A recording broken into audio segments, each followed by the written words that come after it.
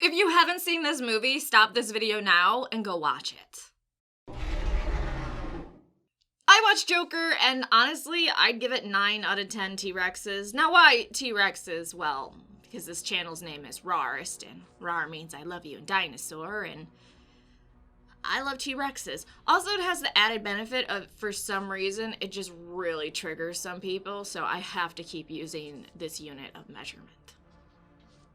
I guess I'd almost give this film 9.5 out of 10. So first, I'm not going to talk about spoilers because I realize that this movie just came out and I don't want to ruin it for anyone, but maybe if you're deciding whether you want to see it or not, this'll help, but you should go see it. Honestly, this is one of my favorite Joker origin story. I absolutely loved it. I know DC gets a lot of shit for being gritty and realistic. This movie did it right. This was the gritty, realistic that I wish we'd get more of, just not necessarily with every character. Like, Superman is not supposed to be all emo. That's just not Superman. Joaquin Phoenix as the Joker was so believable.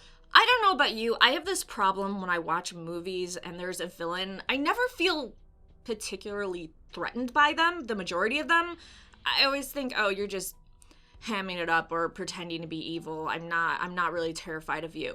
Phoenix's Joker, I was legitimate. His eyes, the way he expresses himself through his eyes and through his facial tics, holy fuck, absolutely terrifying. Phoenix as the Joker, I actually feel uncomfortable that I don't know what he will do next. And I feel that is what the Joker should be like. Just not this fucking crazy off his rocker character. Someone that is legitimately dangerous and you can see in their eyes, they'll do anything if it amuses them. So Phoenix, bravo, you are in the rare category of actors playing bad guys that I actually feel scared. Looking at you, your portrayal of the Joker, you made me feel like this is a man to be feared. But yeah, I absolutely love this take on the creation of the Joker, and it really made me think a lot more than origin stories for the Joker usually do. No offense to the comics whatsoever, or any other movie. Though I guess in a lot of the movies they don't go into his origins. If you're worried about supporting a incel message, I guess that's what we were being warned against. There's nothing about being an incel in this movie. I don't know where they decided that was the message of the movie. It just seemed more so of, oh, the powerful don't give a shit about us, the rich don't give a shit about us, we need to rise up, and we need to take what is ours, which I'm not going to say whether that's a good political message or not, but it was interesting, and it definitely wasn't incel-oriented. I don't know. And it's just not me. I went with other people, and I asked them, you know, does this give you incel vibes? And first I had to explain to them what an incel is, because if you're not really online, you really don't know what incels are. And by online, I mean in the wastelands of pathetic people.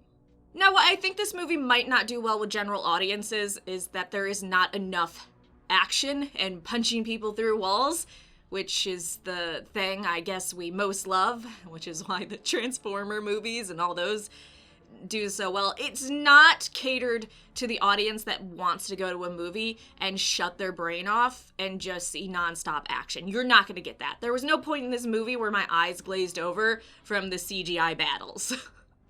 So if that's your thing, you're not going to enjoy this movie, to be honest with you. And I could understand maybe there might be some mix-up because we know the Joker is a bit over the top in things he does, so some people may go to this movie expecting that. This is his origins. He's not doing his crazy Joker shit yet. I think the explanation this film gives for the Joker's behavior and some of his well-known traits is very well done. If you want a more, I keep saying realistic, but really it does feel a lot more realistic take on why the Joker would be a certain way or do certain things, this is a movie for you to watch. If you're wondering, Bruce Wayne is in this movie, so are his parents. I feel like that's kind of a given, but it's done a lot better than what you're used to, I think. I also like the message, and I feel like this isn't a spoiler because the trailers really showed this. I never liked, oh, it just takes one bad day for you to become a villain or a super villain. It takes a bunch of things accumulating, and you find that also in life. I can think of a few moments that kind of kicked me off down a certain path, but honestly, it's just a bunch of stuff and a bunch of circumstances coming together to push you down certain paths or to create you. And I like that message a lot better in this movie versus other ones where it's just, I had a really bad day. My pregnant wife died, got beat up by Batman, got thrown in a vat of acid. It just wasn't my day. If you're wondering, there is no planned sequel for the Joker, though honestly, with how greedy Warner is, if this does really well and makes them a lot of money, which I think it will, I can see them pushing for a sequel. We were also told that this Joker origin has no connection to the DC cinematic universe we currently have. Also, Robert Pattinson, I always say his last name wrong, I feel. The dude that played a vampire in Twilight, and probably a bunch of stuff since then. I really didn't watch the Twilight movies either, sorry. I just remember that whole thing. Anyways, he kind of let it slip in an interview that Phoenix's Joker may interact with his Batman. So as of right now, I don't think the director's lying by saying there's no sequel plan, this doesn't connect to the greater cinematic universe for DC. I think there isn't a lie in that, because Robert Pattinson's Batman is not in the main DC cinematic universe, so. I also would be completely okay with this being a standalone Joker film, like the director is saying, and nothing else is done with Phoenix's Joker. I think this film can stand on its own, it does stand on its own, and we don't need to play around with this Joker anymore. That being said, I would love to see Phoenix's Joker again. I adore this origin story.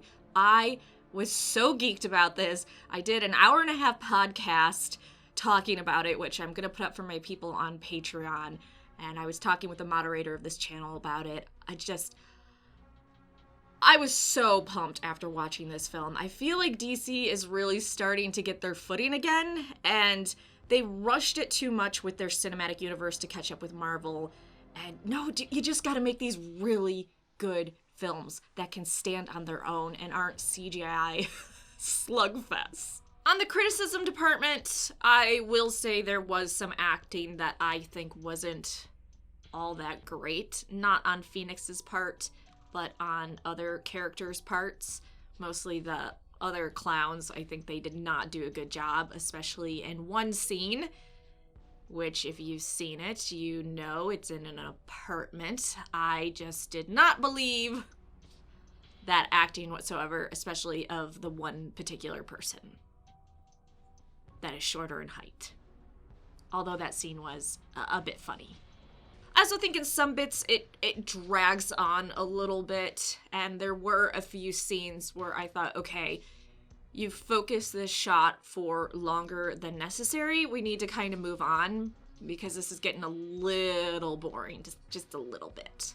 Finally, I think what might be a sore spot with people is how mental illness is used to explain certain things. I enjoyed that depiction, but I understand right now there's a very real struggle with trying to get people with mental illnesses to be treated better and not be so stigmatized. So I can see where that's a valid complaint about how mental illness is portrayed in this film. So yeah, I really encourage you to see this film, and please don't listen to people that are going to tell you how you should feel about it. Watch it, and if you dislike it, that's cool. If you like it, that's cool too. There's going to be people screaming at you if you don't like it, that you're just a Marvel fanboy, and then if you do like it, you're a DC shill or whatever.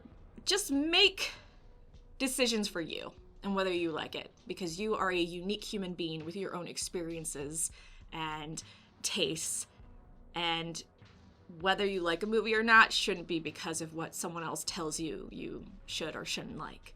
You're not a lemming. So if you do see this movie and you hate it, let me know in the comment section down below. If you see this movie and you love it, let me know in the comment section down below. If you see it and you're just, okay, yeah, but it was alright, nothing special, nothing terrible, also let me know in the comment section down below, because I like other people's opinions, especially people that can be rational adults about shit. It's really hard to find on the internet. So alright, thanks for watching, like, subscribe, and come back for more videos.